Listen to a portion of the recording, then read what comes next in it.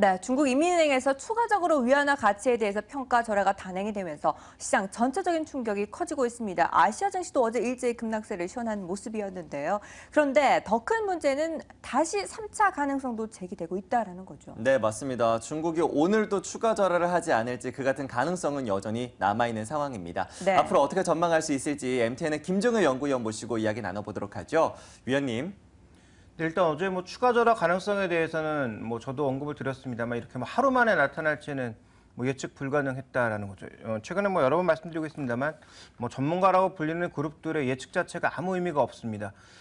계속 뭔가 새로운 이벤트들이 발생하고 있고 이런 이벤트들의 발생이 전혀 예측하지 않은 곳에서 튀어나오고 있기 때문에 현재 구간에서는 결론부터 말씀드리자면 예측보단 대응이 중요하다라고 말씀드리고 싶고요. 그러면 추가 절하를 할 것이냐? 여전히 전 오케이라고 보고 있습니다. 왜 그러냐 하면 지금 가장 많이 얘기되고 있는 게 SDR 편입과 그다음에 중국의 수출 경기를 살려보겠다라는 거 아니겠습니까? 수출 경기를 살리는 데 있어서 가장 핵심이 뭡니까? 가격 경쟁력을 살리는 거거든요. 어차피 수요가 안 살아나니까. 그럼 가격 경쟁력을 어디서 살릴 거냐? 준비된 그림을 보시면 이머징 마켓 쪽에서 최근에 이제 중국의 위안화 흐름은 달러에 연동되다 보니까 처참합니다. 헤아라는 거의 1대1 수준까지 떨어지고 있는 국면이었고요. 그다음에 러시아 루블화와도 거의 비슷한 추이를 보였다라는 거죠. 그러니까 이제 달러 페그제로 가면서 이런 이머징 통화 대비해서 경쟁력이 엄청나게 떨어졌다라는 것이고요. 그러면 역으로 이들 국가에서 중국 제품을 살 때는 굉장히 비싼 가격에 사야만 하는, 그러면 사기가 꺼려지는 그런 양상으로 나타날 수밖에 없었던 거죠. 그러니까 현재 구간에서 지금 중국이 물론 이들 국가에만 수출하는 것은 아닙니다만 이런 브릭스 국가라든지 아니면 이머징 국가에 수출하는 데 있어서 핵심은 뭐냐? 중국의 위안화 절하 속도를 빠르게 일으켜서 그동안 위안화의 평가 절상된 부분들을 빠르게 되돌려야 된다라는 거죠. 근데 문제는 뭐냐면 루블화가 만약에 추가적으로 금리를 인하하면서 루블화 약세를 추가적으로 더 가져간다든지 헤아라도 추가적인 약세 부분을 이끌어내면서 위안화 절하시킨 만큼 또 그쪽에서 또 절하를 시작하게 되면 위안화도 추가적인 절하 가능성 압력은 높아질 수밖에 없는 거죠. 그다음에 이제 선진국 쪽과도 마찬가지입니다. 우리가 달러 위안만 봤지만 실제로 엔화 쪽과 비교해 봤을 때 또 유로 쪽과 비교해 봤을 때도 최근에 위안화는 강세 일변도였거든요. 그러면 이들 국가에 수출하는 물량들을 조절하기 위해서라도 분명히 추가적인 절하 가능성은 열려 있다라고 봐야 될 것 같고요.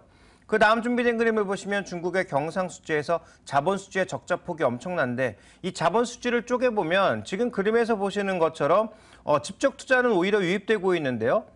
자본 수지 자체가 빠져나가고 있다. 그러니까 상당수 돈이 그 위안화가 강세를 보이고 있음에도 불구하고 해외로 빠져나갔다라는 거죠. 그래서 이런 해외로 빠져나가는 돈을 멈출 수 있는 그런 근거, 또 내수 쪽에서 돈이 돌 수 있는 근거를 마련해야 되는 중국 정부의 입장에서는 아마 추가적인 절하를 단행할 가능성이 충분히 열려 있다라고 봐야 됩니다. 그래서 현재 위안화는 오늘 당장 할지 내일 할지는 아무도 알 수 없습니다만 추가적인 절하 가능성 여전히 남아있고 하반기의 최대 변수 미국 금리의 인상과 함께 위안화의 추가 절하 가능성이 되지 않겠는가 이렇게 보고 있습니다. 다만 하면 할수록 그 강도는 줄어들 거고요. 그에 대한 시장 반응도 줄어들 가능성은 있어 보입니다.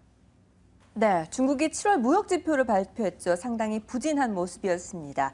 자국 내에서 수출 증대를 위해서 이러한 조치를 내놓은 것으로 판단되고 있는데 일단 3차 추가 가능성은 미리 점쳐지고 있는데 어떻게 판단하십니까? 미리 대비를 해봐야겠죠? 네, 어느 정도 일단 우리가 대비를 해야 될 것 같은데 오늘도 준비된 그림을 보시면 지금 미국 시장은 비교적 견조하게 낙폭을 대부분 만회하면서 끝났는데요. 지금 그림에서 보시는 MSCI 그 이머징 ETF는 오늘도 추가적인 하락이었습니다. 물론 MSCI 한국물 지수는 보합에서 끝났습니다.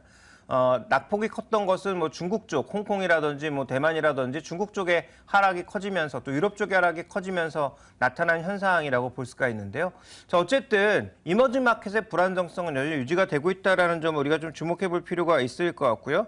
다만 상품 통화에서는 또 안정적인 흐름을 보여주면서 오늘 달러가 또 1% 급락하는 모습을 보였죠. 상대적으로 상품 통화와 그 여타 통화들은 반등하는 모습을 보였기 때문에 통화 기준에서 본다면 지수의 낙폭은 제한적일 가능성이 있지 않나라고 보고 있습니다. 그렇지만 위안화가 이렇게 지속적으로 약세로 갈 경우에는 글로벌 통화 중에서 하나는 강세로 가야 된다는 것이고요.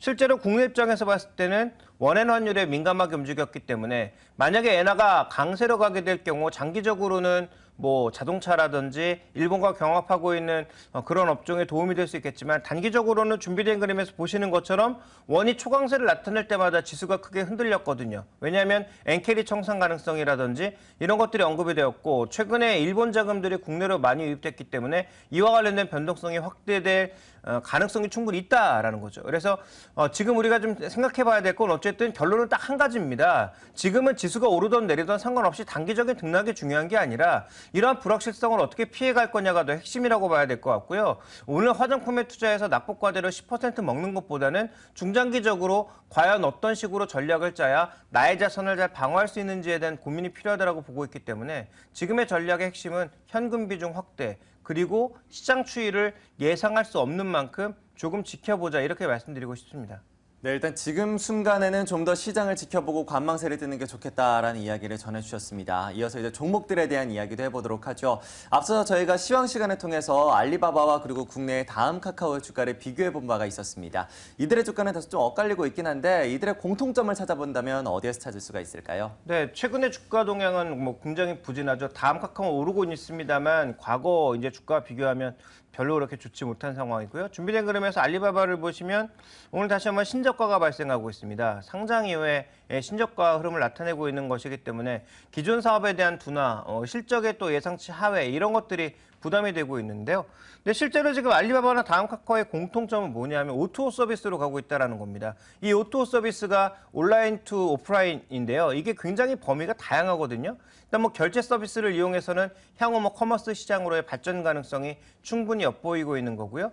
또 이 시장을 근거로 해서 이미 알리바바가 시작하고 있는 인터넷 은행과 같은 금융 시스템의 안착도 각 국가의 법에 따라 약간 다를 수 있겠지만 어쨌든 가능하다라고 볼 수가 있겠고요. 최근 뭐 우버로 대표되고 있는 이런 오토 서비스들의 확장이 점점 나타나고 있죠. 최근에 뭐 우버 같은 경우에는 뭐 아이스크림 사업도 하고 있는 양상인데요.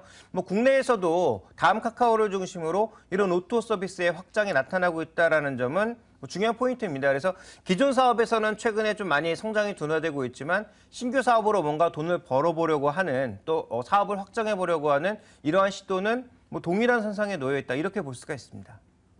이 알리바바 같은 경우에 실적만 보면 주가 하락이 당연하다라는 생각이 들지만 오토 서비스를 비롯해서 전체적인 신사업에 박차를 가하고 있습니다. 기대감과 성장성에 대해서도 의심의 여지가 없는데요. 우리나라의 다음 카카오도 마찬가지입니다. 기대감은 강하게 형성이 되고 있는데 과연 현실화될 때까지 얼마나 지켜봐야 될지 궁금합니다. 천천히 지켜보면서 전략을 세워도 될까요? 네, 결론부터 말씀드리자면 저는 뭐 저가 매수 정도는 가능하다라고 보고 있으나 목표 수익률은 크게 잡지 않으시는 게 좋을 것 같고요. 또 실적 발표 때마다는 팔았다 다시 사는 게 좋다라고 보고 있습니다.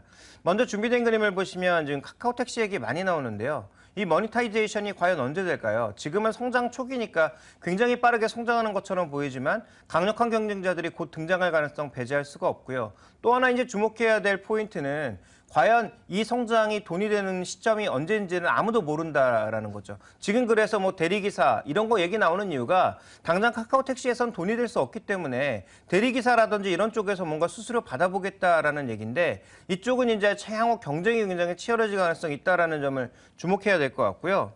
그다음에 이제 다음 카카오는 뭐 김기사라든지 아니면 최근에 뭐 자동차 수리앱과 같은 카닥 같은 업체들을 인수하고 있는데요. 이들 업체 인수한 돈은 지금 당장 나가는 돈이라는 거죠. 그러니까 돈은 못 벌면서 당장 나가야 될 돈은 많다라는 것이고요. 그다음에 그동안 가장 중요한 현금 창출원이었던 게임 쪽에서는 이렇게 많이 깨지고 있습니다. 그래서 이 부분을 보면 그 실적 추이를 보면 사야 되는 회사가 절대 아니라는 거죠. 근데 미래 성장사 하나만 보고 또 사야 되느냐?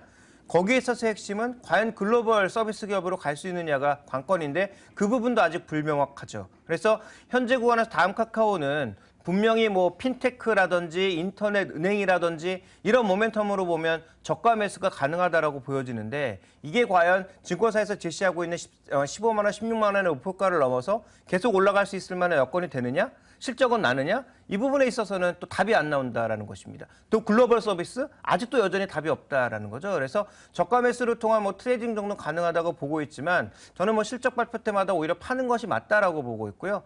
그 다음에 이제 주가가 싸졌을 때 다시 사는 전략 그리고 지금 추진하고 있는 여러 가지 신사업들과 그리고 이제 글로벌 그 서비스로의 진출이 가능한지 여부를 확인해 보면서 비중 확대는 그때 결정해도 늦지 않다 이렇게 보고 있습니다. 다음 카카오에 대해서는 아직까지는 보수적인 의견을 좀 가져보셔야 될 것 같습니다. 이 시장 분위기도 별로 안 좋은데 마땅히 투자할 만한 종목도 찾기가 어려운 시장인데요. 이번 주 마지막 거래일 앞두고 있습니다. 어떠한 전략이 필요할지 오늘장 선전략에서 또 한번 확인해 보도록 하겠습니다.